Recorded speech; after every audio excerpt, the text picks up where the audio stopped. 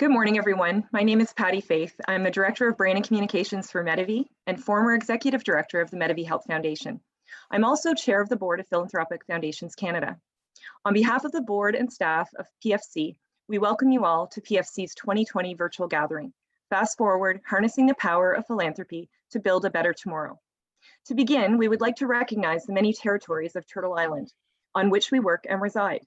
These territories are home to many Indigenous peoples who have lived here for tens of thousands of years and continue to live here today. The PFC Secretariat in Jonjagi, or Montreal, is located on the unceded land of the Ganyongahaga Nation and has long served as a site of meeting and exchange among Indigenous peoples, including Haudenosaunee and Anishinaabe. As settlers, immigrants, and their descendants, and as visitors, we honor and respect the many Indigenous peoples of this land and hope for a more just future together.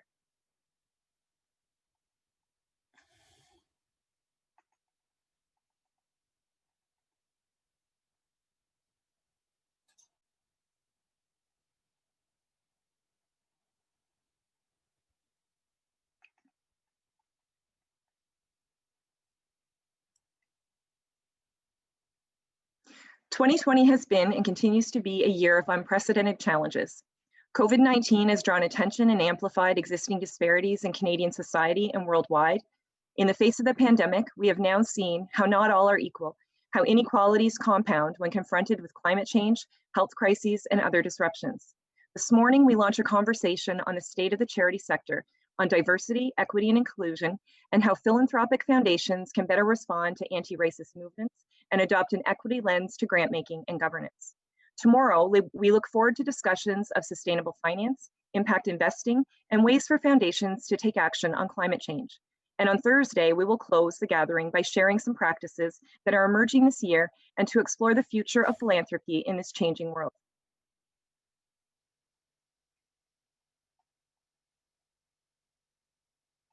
Thank you again for joining to reflect on the philanthropic practices and approaches adopted in this unique and pivotal time. Please keep the conversation going by using the gathering hashtag #PFCVirtual. Now let's jump into our discussion with the Honorable Ratna Omidvar. Senator, you hardly need an introduction. For those who don't know you, there's a short bio on your remarkable journey from refugee to senator, from volunteer to CEO of the Maitrey Foundation in the program available on Attendify app. I would now like to invite you to share your reflections on the key issues facing the charitable sector and philanthropic foundations. Thank you so much, Patty, for that warm introduction. And thank you to you and Jean-Marc for inviting me to address your conference today. I'm remembering that last year, roughly around the same time, I think I flew to Calgary to speak at your conference, which was in person, and how far away those times seem to us in today's reality. And at that time, I was able to give your audience sort of the full Monty on the Senate report's 42 recommendations. I don't plan to do that, and I can't, but what I do plan to do is represent and resituate some of the recommendations of the report in the context of the narrative of today. But before I do so, I thought I would share a little bit about myself with the audience and why I'm so active on the charities file. I do not come to this file without experience. I have a deep connection with charities that goes back many decades, and I will actually never forget that it was a small local charity in Toronto that gave me my first break. They did not, I was a new immigrant.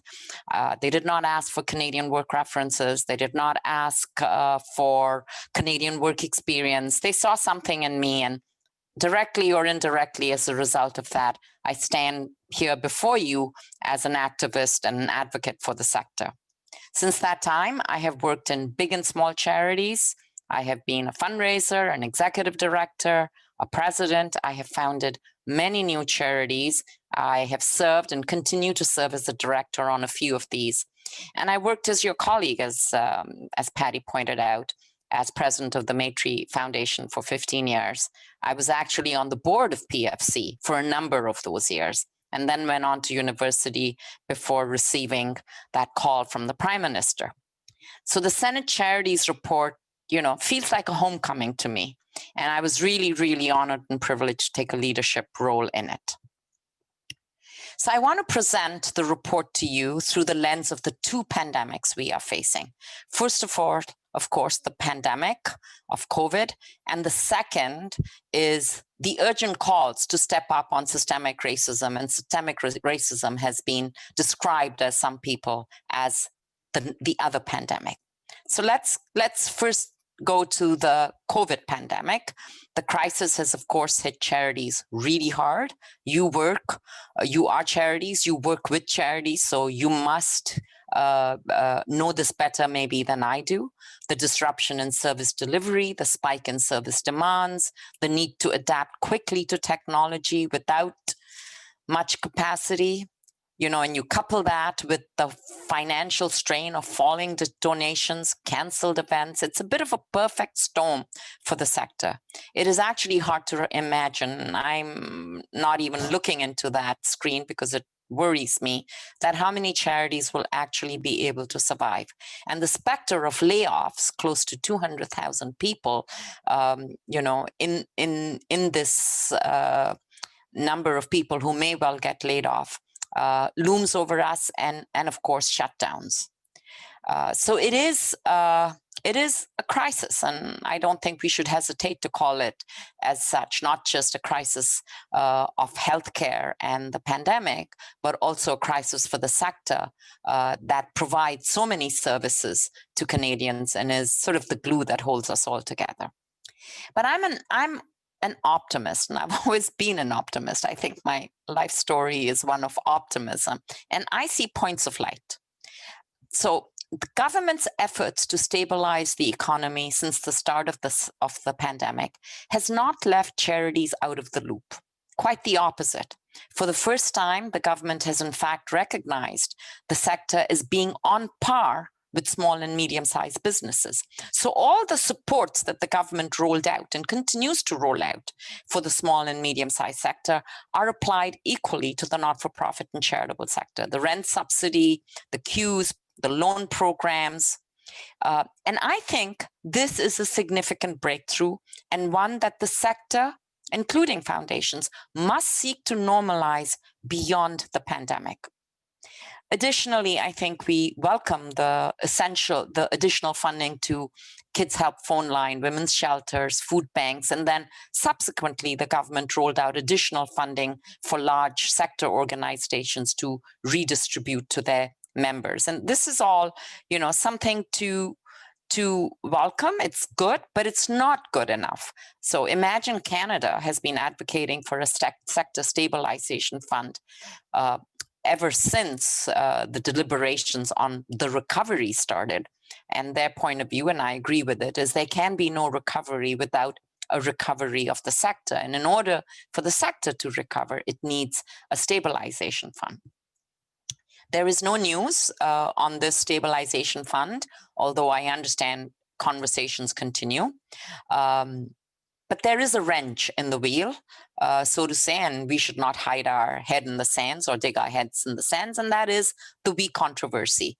And there's sort of a chill on the word charity on the Hill at this point. And the controversy about one particular charity has resulted in questions about all. And as Hillary Pearson commented in a conversation, it's a bit like a drive-by shooting. And there has been a real impact. And the polls tell us that Canadians' trust in charities has decreased. And when Canadians' trust in charities decreases, I think donations also fall. It has also, however, to be fair, brought to light that governance in the sector is still somewhat immature. And it is up to the sector, I believe, to recognize this and modernize its own governance capacity. It can certainly ask governments and orders of government for help, but it needs to be firmly in charge of its own governance future. And that is a challenge I will lay before you. Let me move on, because you may well be curious, well, what's happened to the Senate Charities Report? It was completed in June 2019. We're now in November 2020. Because of prorogation and the inevitable confusion during the pandemic, the report was only approved on the 3rd of November of this year. And so now the government is obliged, and the report names roughly 9 ministers to respond to the recommendations in the Senate report. So we will be hearing from the Minister of Finance, from the Minister of CRA, the Minister of Employment, Social Development, Indigenous Affairs, etc., etc. If you were to pick up the report today and examine it through the lens of the pandemic, then perhaps I hope you would come to 3 conclusions. First, the recommendation today, underlined by the context of the pandemic, create a new urgency. The recommendations, I believe, were always urgent, but now they have a double, triple line of urgency below them. We have taken charities for granted for far too long, and we do so at our peril.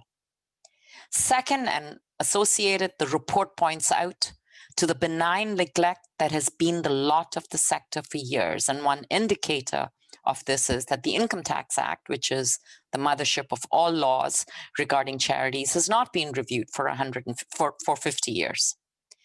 And thirdly, I hope you will all recognize that in order for charities to do a better job, we need better data so that we can all, foundations and the government, do a better job based on evidence. If I have one regret, it is this: we were not prescient enough to focus more on the role of technology, the need to build the capacity of the sector to use technology, not just as an enabling tool, but as the primary tool for service delivery. We completely missed that mark. We have instead a pretty lukewarm recommendation, which I won't repeat, except to say that, if I was in the sector and if I can be useful in the sector, we need to put together a really robust set of recommendations, strategies, and tactics on the sector embracing technology in this brave new world. So let's move on to the other pandemic that is gripping us, and that is the need to eliminate systemic and other forms of racism. I will quote Stephen Huddard and his article in The Future of Good last week, when he said, quite aptly, that philanthropy is a part of society, and therefore it too suffers from expressions of systemic racism. The report was not at all written through the lens of anti-racism. But as I reviewed it through that particular lens, I was struck by how many of the recommendations actually call for a rebalancing of power. And let me take you through 3 of these. Let's first go to the definition of charities. As we all know, the Canadian definition of charity was created in Victorian times and was a product of that time. The 4 heads of charity today are what they were decades and centuries ago: education, relief of poverty, advancement of religion, and other general purposes. In theory, these definitions, or our understanding of the law and its application, would have naturally evolved over time with court decisions. And that is the basis of the common law. It evolves when decisions are brought down by the court or are brought to court and challenged, and a court decision is made. So in practice, organizations wishing to challenge the decisions on the CRA on matters of registration or revocation must file an appeal with the Federal Court of Appeal. Again, in practice, this process is in fact very burdensome, expensive, and takes an inordinately long time. In addition, the Federal Court of Appeal is not able to hear new evidence and does not cross-examine witnesses, so there is no testimony or room for anything to do with societal changes that may have a bearing on it. In addition, we heard that the cost of an appeal, and this was a figure estimated from 5 years ago, was $50,000. And so charities, or would-be charities, think hard about this. And they also note that in the last 10, 20 years, no not-for-profit organization has won an appeal.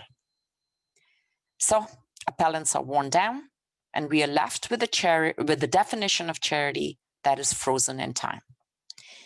It is therefore no wonder that the Federal Court of Appeal ruled in the appeal brought by the Credit Counseling Services of Atlantic Canada that whilst relief of poverty was charitable, prevention of poverty was not. The Senate Charities Report recommended that the Income Tax Act be amended to enable all appeals from organizations to proceed to the tax court. The tax court has the expertise. It already hears cases from individuals and businesses on matters of tax. It has the competency to do so. It is nimbler and therefore more cost effective. It is also able to hear new evidence. So our premise was that more decisions would get made, therefore allowing for the definition of charity to evolve. And this would be a rebalancing of power, because many of the organizations that are small, that are working with marginalized groups, are the ones who fail to apply for charitable status or get rejected when they apply so. Another recommendation that, through the lens of systemic racism, if implemented, will result in a sharing of power is the recommendation that I am currently most engaged in, and that is the non-qualified donee rule. This is a rule that you must all be very familiar with, but let me quickly explain it to you. As per the Income Tax Act, charities can only use their charitable dollars on their own charitable activities or grant money to other Canadian charities or qualified donees. However, and I think we all know this, I certainly know this from my time at Maitree, a Canadian charity will at times need to partner with a not-for-profit, a co-op, a civil society group, a social enterprise, a local community group, because that is the best way for them to achieve their charitable purpose, especially in places which are far removed from the base of the Canadian charity. So, for example, Farm Radio International, which is a charity working in Canada, supports farmers in Uganda. Obviously, they will need, they're headquartered in Canada, but they will need to work with local partners on the ground in Africa. In this case, when a charity chooses to work with a non-charity, the CRA has issued guidelines which require an intermediary agreement between the charity and the non-charity. And that's good. But then the CRA goes on further to say that the Canadian charity must exercise direction and control over the stated project. In other words, the charity becomes the operational manager of the project. It has the capacity to hire and fire staff. It has the capacity to instigate investigations at any time. It must approve all the press releases of the other group, and so on and so forth. And failure to do so, or failure to prove that you are in fact directing and controlling, can result in revocation of your charitable status. And all the case law tells us that the courts are not simply satisfied with the fiction of an agreement, but they look for proof of direction and control. So let me give you an example of that involves. I'll take an example out of the international development field. Samaritan's Purse Canada has a $300,000 charitable program based in South Asia, providing life-saving medical care to approximately 200 children annually. Technically, this program should run with one partner agreement. Instead, to be compliant with the CRA, Samaritan's Purse is required to have a separate agency agreement with each of the 7 local organizations. Administratively, this requires separate financial systems, 22 periodic payments, and 38 separate reports. The process is 7 times more complex. So in this context, I was struck by the arguments made by experts that this regulation is out of step with contemporary values. It is a condescending approach. It contradicts Canadian international development policy. It challenges the goal of equal partnership with local communities and civil society, and is also counter to the government's feminist international policy. I conclude that this particular law in the income tax leaves a prevailing test of colonialism. Transpose the context to Canada. with many charities now wanting to play a role in providing services to non-charitable groups serving Indigenous Canadians. I don't think I have to explain to you how the words direction and control are interpreted by Indigenous groups. No wonder then that there is such a large space between philanthropy and Indigenous peoples. And the same holds good for many groups who seek racial justice.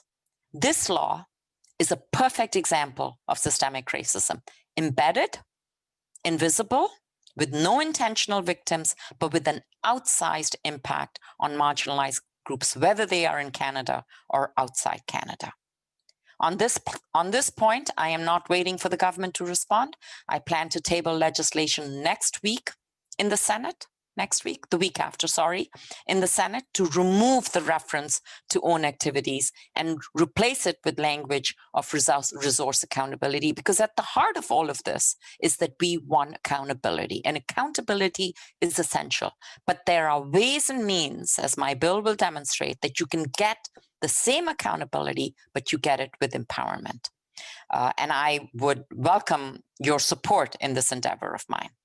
And finally, another expression of removing anti-racism deals with governance in the sector. There are over 170,000 charities and not-for-profits in Canada. Each one of them is governed by directors. And if you do the simple math and imagine that there is an average of 10 directors, then you see that this community of charity and not-for-profit directors is not small. It's actually quite vast. But unlike the corporate sector, which must file demographic breakdowns of their directors each year, and in fact must file diversity plans, no such requirement is made of the charitable and not-for-profit sector, which we proudly say contributes 8% of the GDP and employs 200, I forget the numbers of how many people it employs. So we constantly ramp up the importance of the sector.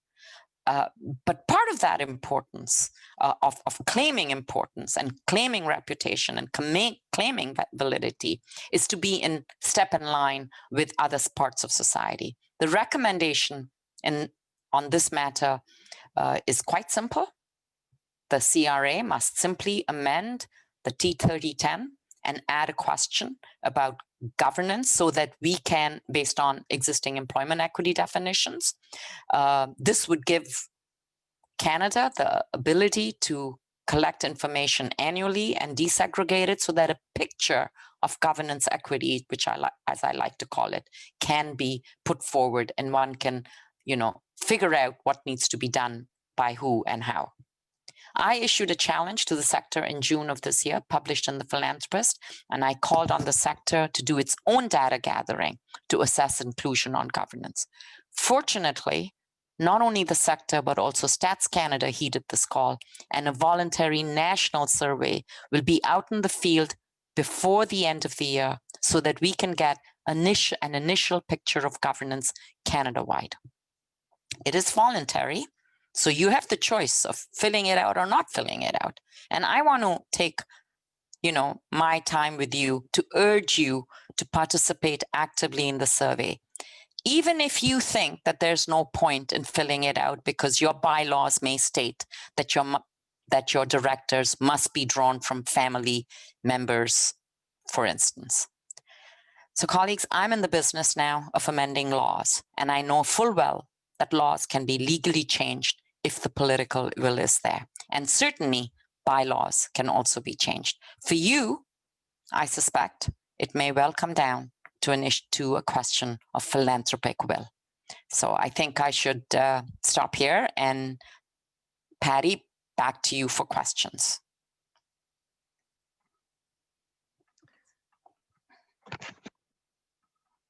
Thank you very much. That certainly gives us a lot of themes and things to think about, so really appreciate that. I would also open it up to any attendees to submit any questions that you have through the chat function so that we can have those responded to as well. I'm just going to go back to one of the first things that you talked about. So it's interesting around the trust in foundations in light of the We Charity controversy and some of the media attention around that. We recognize maybe the public reads the headlines and doesn't necessarily understand some of the other pieces to it. I guess the other question I would ask, though, is there's also been a lot of foundations stepping up and providing support to community organizations during the pandemic, and we haven't seen that kind of balanced coverage. And I guess just a question to you, how do we change that conversation and get some of that positive messaging out there as well? I think, Patty, you've you're tabling a fact that I well know. When the Senate Charities Report was put out last year, it was the most downloaded report in the Senate ever, but no mainstream media picked it up and reported on it. It's because the media is largely tuned to negative news, that those, the We Charity makes the headlines, but a community foundation, let's say, going above and beyond its financial plans to respond to the community in a time of need, won't. But I think on a good news front, social media has opened up the avenues for stories, good news of a different kind. And, I would really encourage you to take to the social media waves to tell your story about not just the fact that private foundations have stepped up to the plate in this way or that way, but let's tell the stories of impact. That's what, and I certainly hope that your colleagues have communications staff. A communication staff person in a charitable organization has become just as important as a financial manager. So, you have to contort yourself in a way to respond to the new reality. So good news and bad news, I hope. Yeah, that's great. Thank you. I have one more question for you, and then we can actually go to the chat questions that are coming in. You also talked about the pandemic and some of the transformation that's happened in technology in the charitable sector. Number of different things, from virtual delivery of services to electronic funds transfers. I guess I'd be interested in your perspective on what are the important changes that have happened, and what are the things that still need to happen as foundations look to fund initiatives coming out of the pandemic and into recovery phase. Do you have any thoughts on that? I think, I've always thought of the resources of private foundations as public money in private hands. But you are also the risk capital of society. And I would encourage private foundations to invest in the digital transformation of their stakeholders. Because they are on the front line of service delivery. And it may well be worth your while to think collectively about this new challenge. What's the best way? What are the best instruments? What are best practices from other places in the world? What are the learnings? And then hopefully, I think this is very much within the power of PFC to convene private foundations around this particular instrument, which is neutral in a way to the mission of the foundation, because the mission of the foundation could be children or could be research, but the instrument of technology is vital to all. So I would hope that you're thinking about these things. Great, thank you. I'm going to actually call on my colleague Inez to read a question that's come in through the chat in French, and it will be read in French and then repeated in English.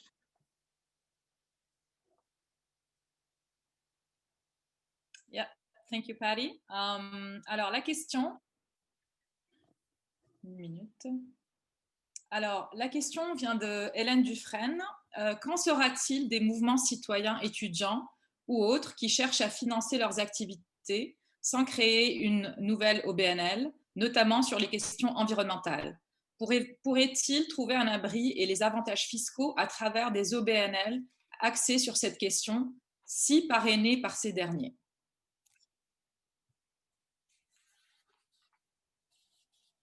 I'm afraid I don't speak French. Someone will have to translate that for me. And I think the translator is currently on mute.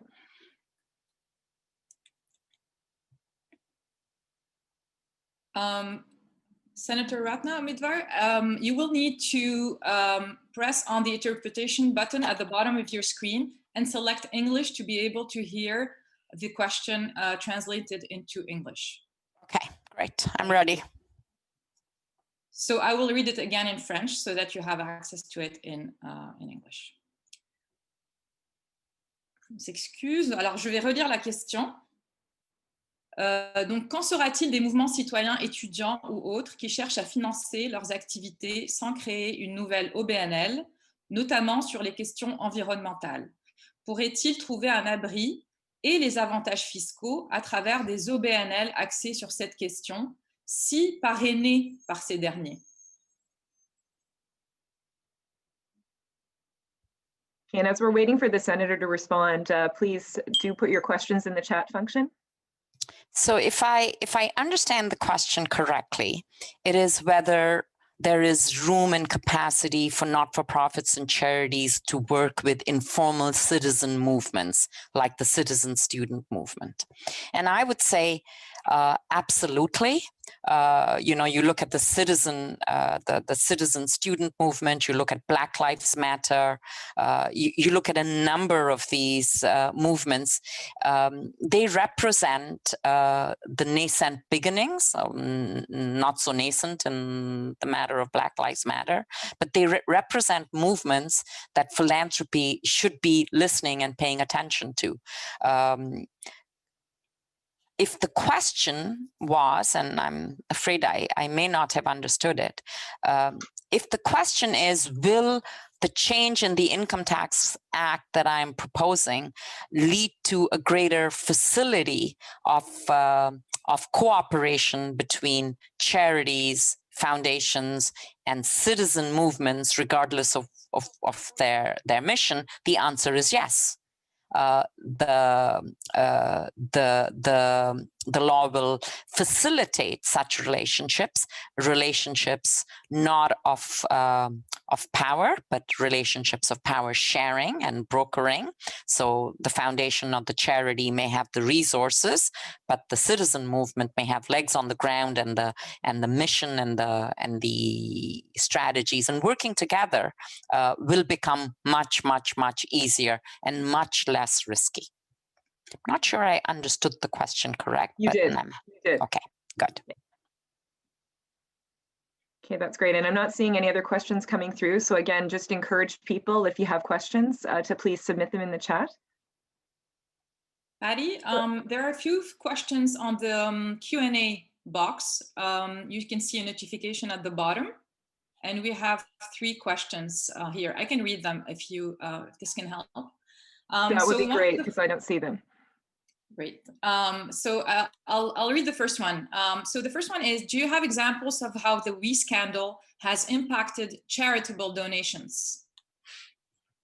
No, I don't have examples. I don't have evidence. I simply have fears. It's hard to disaggregate whether the downturn in donations is related to pandemic anxiety or the WE controversy.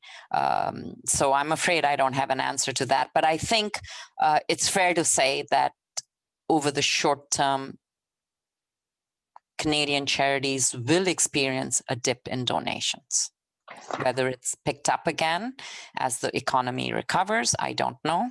I understand that invested funds have done quite well, thank you very much.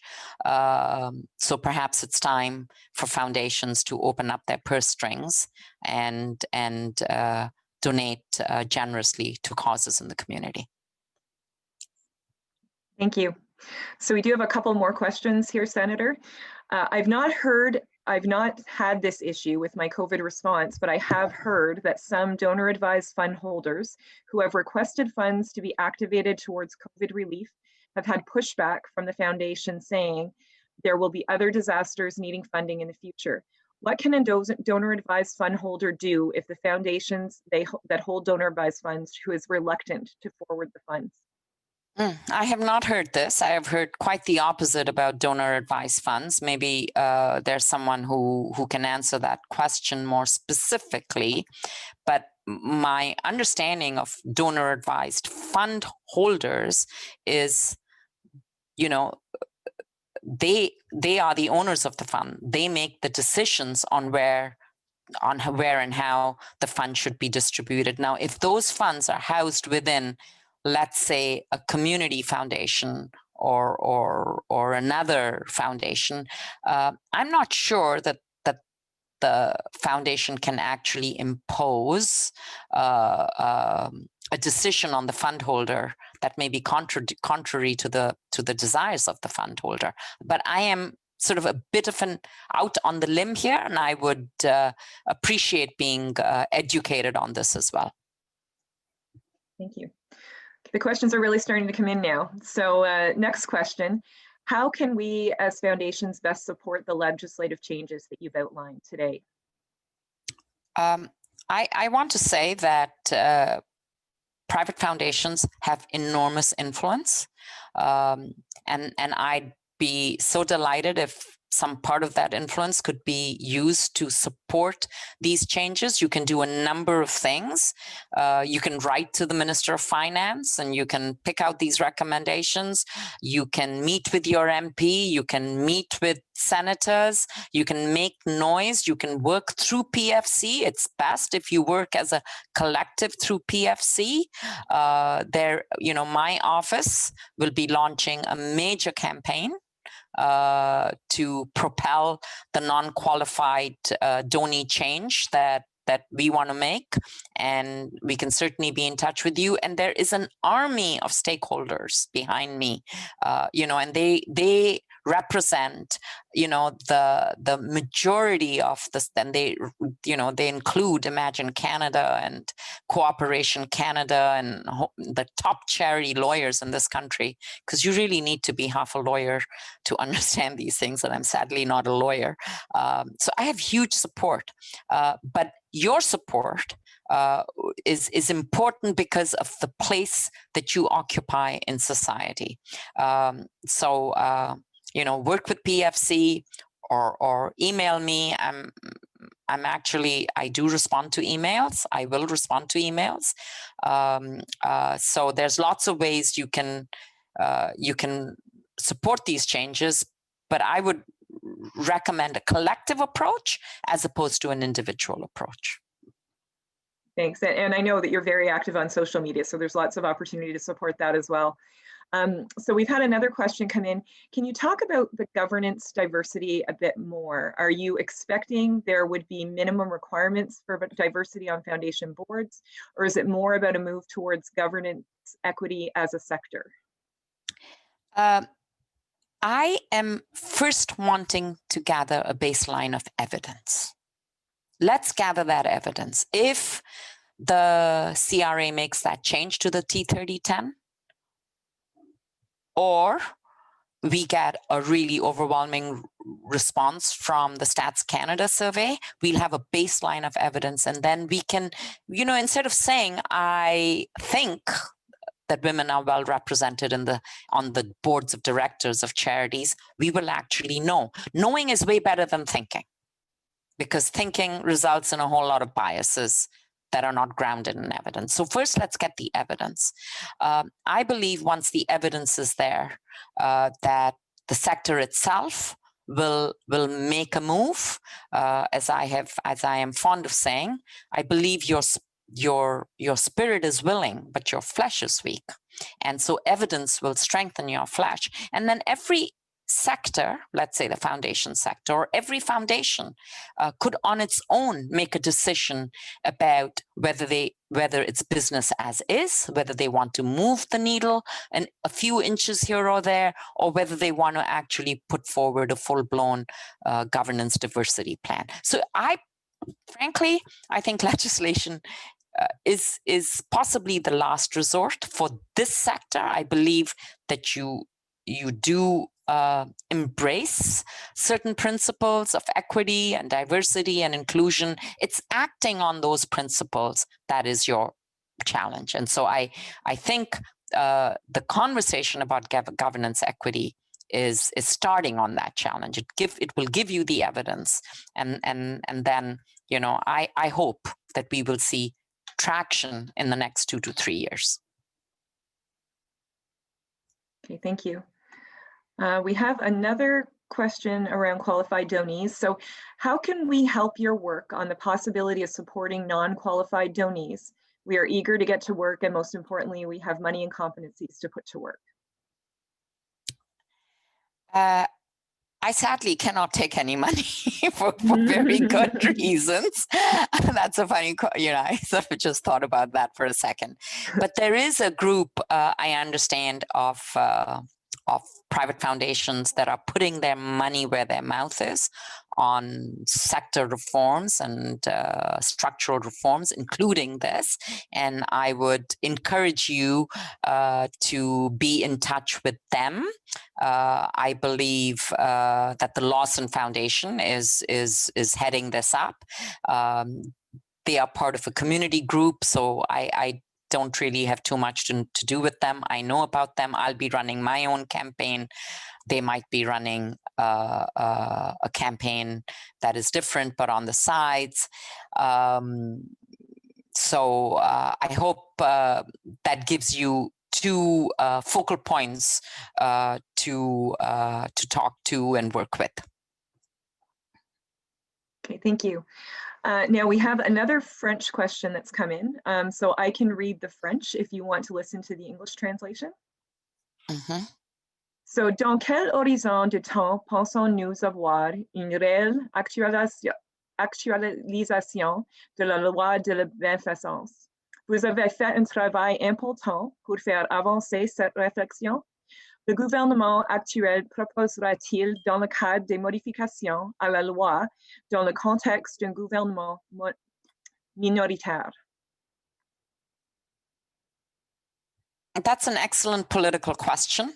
Part and parcel of tabling a Senate bill, which is what I will be doing, is to raise awareness and make noise and get the issue out in the public domain, discussed and debated. And that happens in the Senate, it happens at committee, then it comes back to the Senate for approval, then it goes to the House of Commons, and the whole cycle begins again. I am under no illusion that this is going to be an extremely difficult climb for us, but and the life of the minority government is always tenuous. There are some that say that the minority government will last for 2 more years. I have no way of reading into the tea leaves. But I will say this, that as soon as the next election is called, and if my bill dies on the order paper, which is what happens when Parliament rises, we all need to collectively immediately start talking to all political parties to embed this change on non-qualified donee and the Income Tax Act into their legislative platform. And that is the way it will make it into the government's priorities and will be included in the mandate letter to the Minister to whoever the finance minister will be. And that is the golden thimble that I am reaching for. I am under no illusions about the possibility of my private bill becoming law. I am more practical about this and saying this is the first of many volleys that we will have to fire. Sorry for that reference. Thanks. Okay, so still have a few questions coming through, and I'm conscious we have about 15 minutes left in our time now. We hear that there is more trust philanthropy happening thanks to COVID. Funders giving more unrestricted funds, supporting operations and overhead. Do we have any advice for funders and the sector in becoming comfortable with this? And this has very much been seen, certainly during COVID.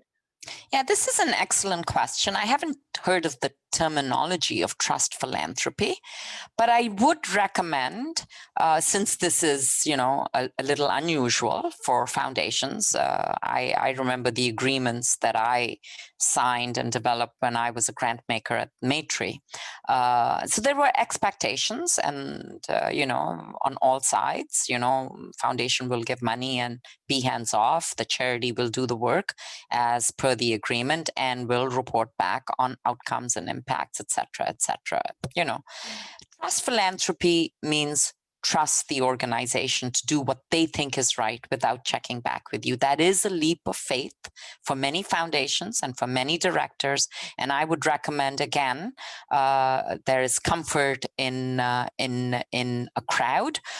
So again, if PFC could launch a little, a group of foundations who are interested in working together in using this new tool and learning about it, this new instrument, and learning about it, I would say that may give you some comfort. Okay, that's great. Thank you. So we talk a lot about the changes that need to happen from a charity's perspective, but we rarely talk about the changes that need to happen from a funder's perspective. Do you anticipate there being any changes to the minimum disbursement quotas or the unlocking of trapped capital in multi-generational family foundations that are underperforming, or more transparency from donor-advised funds and their use of proceeds and business models? Let me first go to donor advised funds. I was very surprised at how rapidly they have grown in Canada, and of course they are taking over the context in the United States. And I think donor advised funds are valuable tools and instruments that enable philanthropic giving by individuals who are at a certain state in their life and need to set up the fund, get the charitable receipt, and then think about how to disperse their funds. The problem lies when the funds languish for years and years without getting transferred to the community, whereas the donor has already received the charitable receipt. So there's a number of fixes to this. You can easily, the government could easily implement some kind of regulation that would stagger the charitable receipt to the donor, to the fund holder, based on when the funds are dispersed to the community, as opposed to receiving charitable receipt for the total amount when the fund is set up, which is now the case. The other solution could be to actually demand that through law, demand that every donor advised fund meets a minimum disbursement quota, as opposed to aggregate funds meeting the disbursement quota, because you get the aggregate amount, but that doesn't actually tell you what individual donor advised funds are doing. So that's on donor advised funds. I think this is something the sector should be paying attention to. On the disbursement quota, I have again read with great interest the history of the disbursement quota, and whilst I'm not as rabid on this as some other people are, I do believe that the history of the disbursement quota, which was at some point a decade ago, then 5%, then 4.5%, then 3.5%. I think it is time for the disbursement quota to be raised again. I will not take a position on the exact figure. I think that should be left up to consultations. But I believe it is symbolically important for the people of Canada to see that when the government is being asked to step up and Canadians are being asked to step up, is it also not time to ask private wealth, which is, again, as I say, public money in private hands, to step up? So I think it's both a symbolic gesture.